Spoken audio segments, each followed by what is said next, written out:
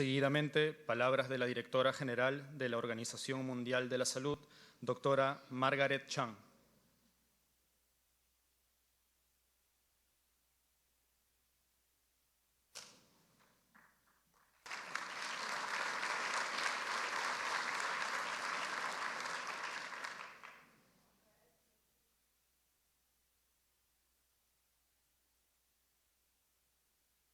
Push it, it says. Okay, thank you.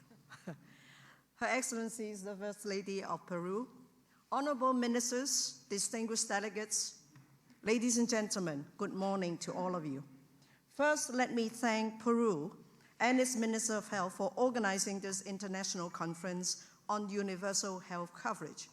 I have to tell you, I attended many conferences. This is the first time when you have an all-woman panel.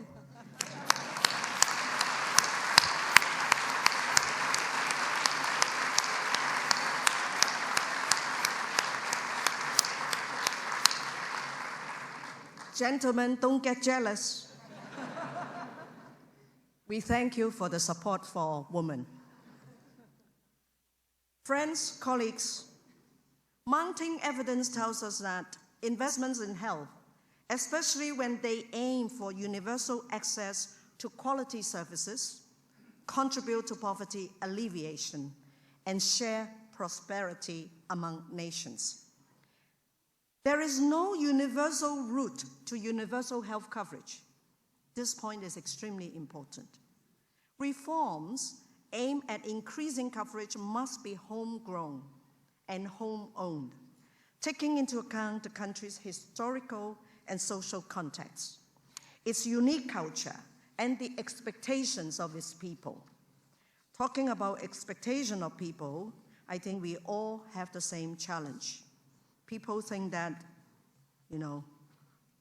health is free lunch.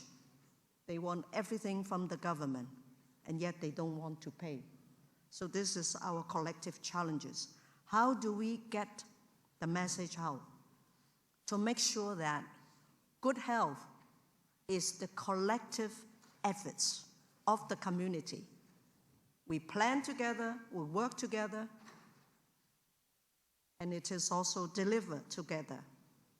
Without that, no country going forward can talk about sustainable development. As I said, universal health coverage has to be homegrown, but experiences from one country can be highly instructive for others facing similar challenges with similar ambitions. And this is the great value of a conference like this one. And Peru has much to offer.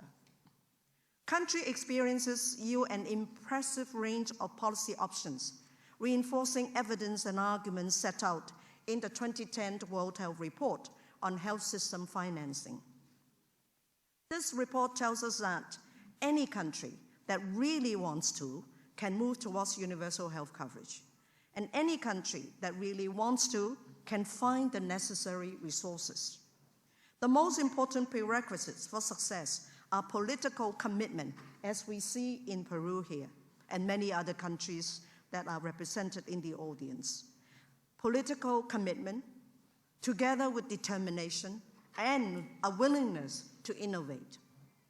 We can also take lessons and inspirations from one of the first countries to develop a policy for universal health coverage, and that is Japan. I'm happy to see Tim Evans here. Jim Kim from the World Bank and I attended a universal health coverage conference in Tokyo just recently and learned from the experience of that country. In 1961, Japan established an effective guarantee of universal service coverage with financial protection, giving virtually everyone access to preventive, curative, and rehabilitative services at an affordable cost. We must underline 3 times affordable cost. That achievement was part of a deliberate effort at a time when Japan's economy was still struggling. So it is no excuse to say that you cannot afford to do it. At a time, Japan feels that universal health coverage could help the country to foster social cohesion and stability as the cement that holds a democratic society together. In our lopsided world of growing inequalities, universal health coverage is the ultimate expression of fairness. People who cannot afford to pay for health care are not left to stay sick or to die, or to fall ill from diseases that could have been easily prevented through comprehensive people-centered care. It is highly encouraging to see that this is what so many governments want to give to their people.